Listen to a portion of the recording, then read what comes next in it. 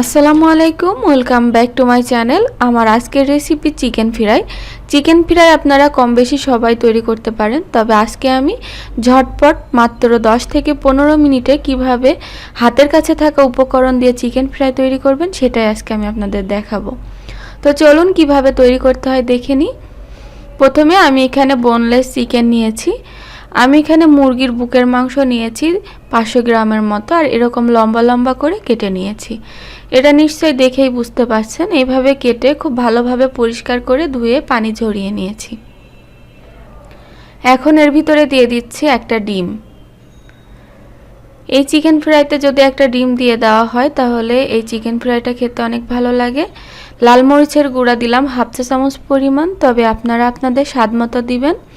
ধনিয়ার গুঁড়া দিলাম 1/2 চা চামচ। এখন দিয়ে দিচ্ছি গরম মশলা গুঁড়া 1/2 চা চামচ পরিমাণ। তারপর এখানে দিয়ে দিতে হবে রসুনের গুঁড়া 1/2 চা চামচ পরিমাণ। আপনারা চাইলে রসুন বাটা দিতে পারেন, রসুন বাটা দিলে আরও বেশি ভালো লাগে। আমি এখানে আদার গুঁড়া দিয়ে দিলাম 1/2 চা চামচ পরিমাণ, এখানেও আপনারা আদা বাটাটা ব্যবহার করতে পারেন। লবণ দিয়ে দিলাম স্বাদ মতো। এখন এর ভিতরে দিয়ে দিচ্ছি সয়া সস 1 চা চামচ পরিমাণ। আর সয়া সস দিলে লবণটা কিন্তু বুঝে দিতে হবে, কারণ সয়া সসে লবণ থাকে। ভিনেগার দিয়ে দিচ্ছি 1 চা চামচ পরিমাণ। এখন এই সব উপকরণগুলোকে খুব ভালোভাবে আমি মাখিয়ে নিচ্ছি। খুব ভালোভাবে মাখিয়ে নিতে হবে। চাইলে আপনারা হাত দিয়ে খুব সুন্দর করে মাখিয়ে নিতে পারেন। তো মাখিয়ে নেওয়ার পরে আপনারা এটাকে চাইলে রেস্টে রাখতে পারেন। তো আমি আর রেস্টে রাখবো না, আমি এখনই এগুলোকে কোট করে ডিপ ফ্রাই করে নিব। আর হ্যাঁ, এখানে আমি সাদা গোলমরিচের গুঁড়াটা দিয়ে নিচ্ছি। আমি ভুলে গেছিলাম, তাই আমি এখন দিয়ে আবারও ভালো করে একটু মিশিয়ে নিচ্ছি। আপনাদের কারোর কাছে যদি কালোটা থাকে, কালো গোলমরিচের গুঁড়া, সেটা 1/4 চা চামচ পরিমাণ দিয়ে দিতে পারেন। তো মেশানো শেষ, এখন সাইডে রেখে দিচ্ছি।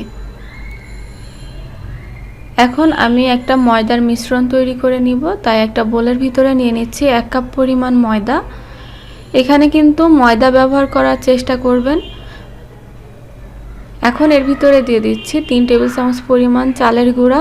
চিকেন ফ্রাইটাকে ভালো করে ক্রিস্পি করার জন্য এখানে চালের গুঁড়া দিয়েছি, চাইলে আপনারা কর্নফ্লাওয়ার দিতে পারেন।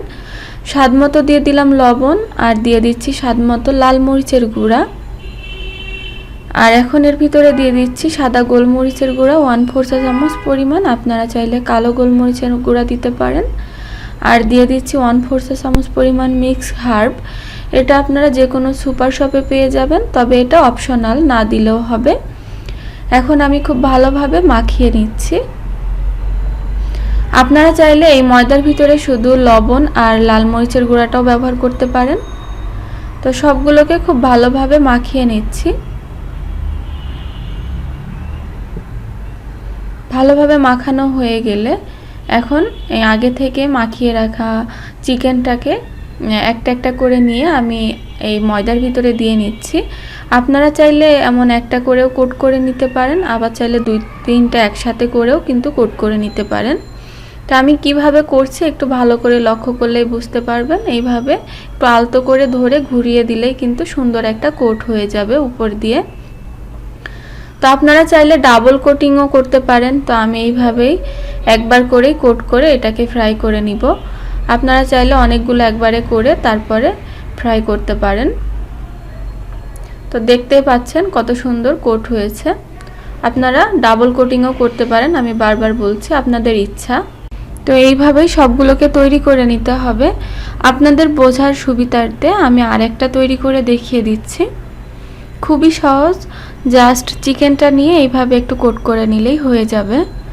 আর আপনারা যদি ডাবল কোটিং করতে চান সেক্ষেত্রে একটু পানির ভিতরে একবার চুবিয়ে নিয়ে আবার ময়দাতে দিয়ে দিলেই আবার সুন্দর একটা কোট হয়ে যাবে।